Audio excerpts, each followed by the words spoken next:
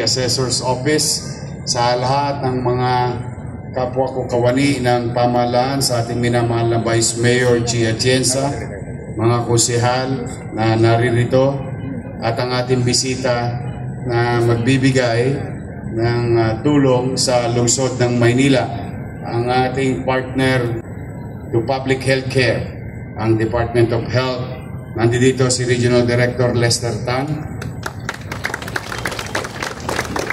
at partner natin sa National Government Hospital sa District 1 between Navotas and Manila, Dr. Maria Isabelita Estrella, Director of Tondo Medical Center, Dr. Jose Marie Castro, Dr. Michelle Tagakay, at ang madalas yung makita noong panahon ng pandemya, nakatulong natin. At ngayon kasama na natin sa gobyerno ng Maynila ang dating Undersecretary at ngayon ay tinutulungan tayong magabayan upang maging mas episyente ang pagbigay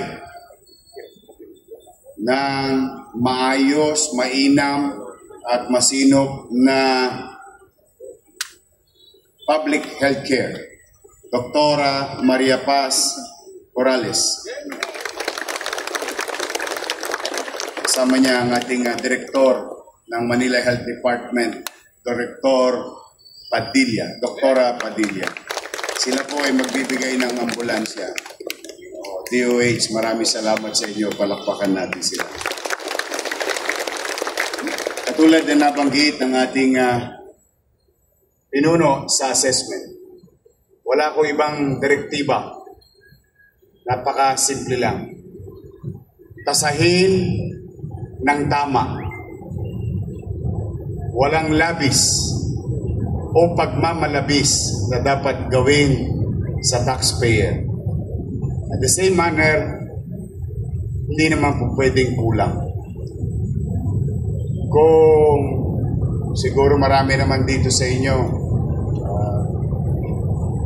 partikular na sa pagpapatakbo ng gobyerno, ang bawat local government o ang buhay nakasalalay sa assessment. Sila ang pinakamalaki nating aasahan upang patuloy na tumakbo ang pamahalaan. Kaya maraming individual nung araw,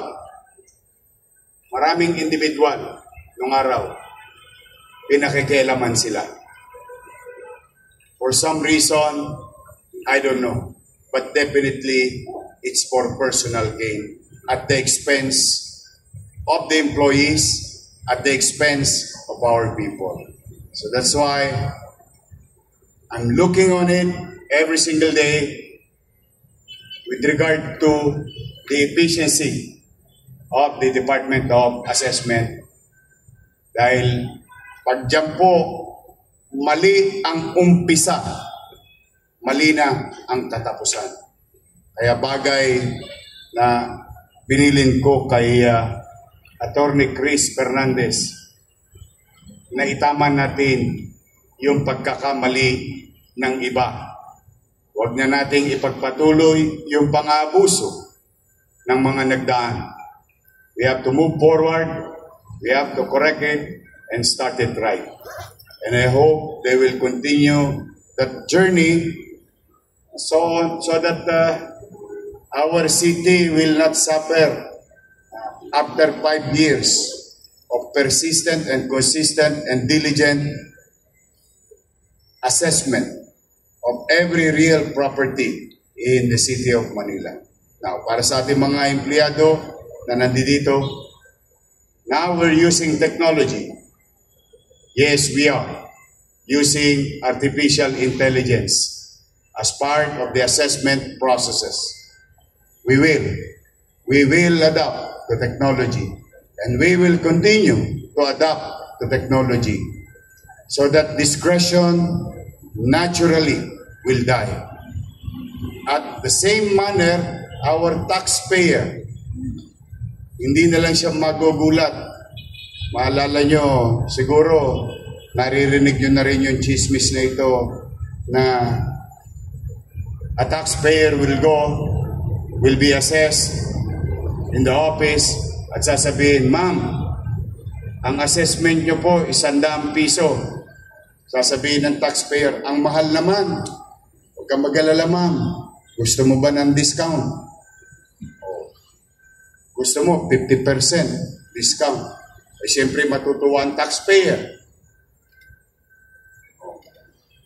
Sasang-ayon ba yung taxpayer? Eh, ang normal recourse, of course, sasang-ayon. Dahil makakadiskwento siya. Biglang sasabihin nung tirador, "Oh, naka-discount ka ma'am ng 50 pesos o 50%. O, pero hati tayo." O, ito, gusto pa rin yun ng taxpayer. Bakit? Naka-diskwento siya ng 25 eh. Ang tosgas lang niya, 25. Oh, di 75 lang ang total na binayaran niya. So sa mata ng taxpayer, mukha siya nakadiskwento. Pero kay Eddie, maliwanag pa ang sikat ng araw, may 25 siya. Now, ano ang ending? The city suffered 50%. And that thing will continue. Nako, malulugmok talaga tayo. Pero yung taxpayer, ang hindi niya naintindihan, yung binigay sa kanyang diskwento ay pwede siyang habulin ng pamahalaan kapag nagpalit ng gobyerno. Alam naman natin, every now and then, nagpapalit ang gobyerno. So that's why, kung makikita ninyo, the first ordinance na pinapapasa ko sa Konseho ng Maynila is tax amnesty. Why? Para bigyan ng pagkakataon ang nagbabayad ng buwis na wag na siyang patuloy na malagay sa alanganin. Bayaran niya ng tama yung principal at wala na siyang penalty at naitama na natin. Kapag naitama natin, ano ang epekto sa 2026?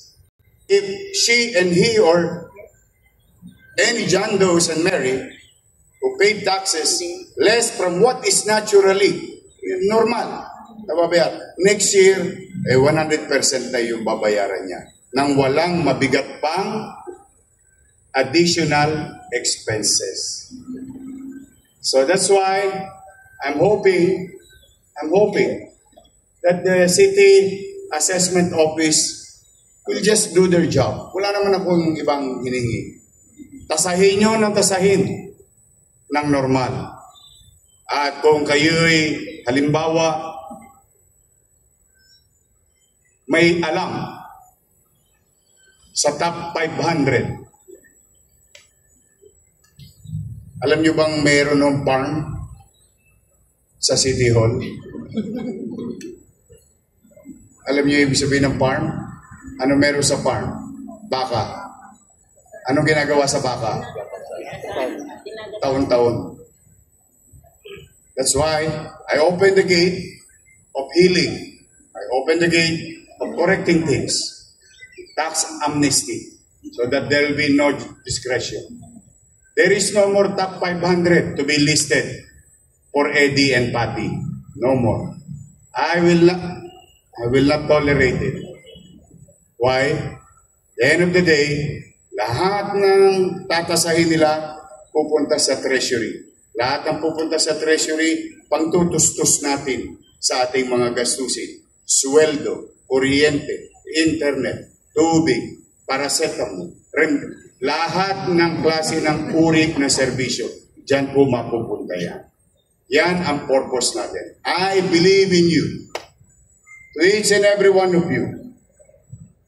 I know why you join government service. You want to do public service. Always remind yourself the day that you entered into government service. Find that in your heart. Alam ko, natabunan na yan ng mga alikabok. Natabunan na yung ating mga mata ng ulap. Kaya hindi na lumilinaw. Minsan ang ating pananaw. We need everyone's cooperation. We need to ano bang word yung resuscitate? We need to do this because if not, mind you, we will suffer as a city government and as an employee. We will. We are always, every single week, pinagpapasalamat ko sa Diyos pag nakakaraos ang pananalapi natin. But I know it takes time to heal things. I know it takes time to correct things. But I want you to be with me. Samahan ninyo. Hindi naman para sa akin ito. Para to sa 1.9 million Manileños. They deserve better things from their government. Ako naman, itong linggon to, Lunes, another sunny day, the sun is shining in the capital of the country. Then let's spread love and respect to one another. Paggalang, pagmamalasakitan sa bawat empleyado. And I wish that this week will be another week of productive week para sa ating kanya-kanyang field of undertakings. So mag-iingat kayo, mahal na mahal namin kayo, at kailangan ko kayo to deliver what we promise to our people, which is plain and simple public service. Mag-iingat kayo, maging makabuluhan, ligtas at malusog ang linggong ito sa bawat isa sa inyo. Pagpalain nawa kayo ng buong may kapal. Manila! God first! Thank you.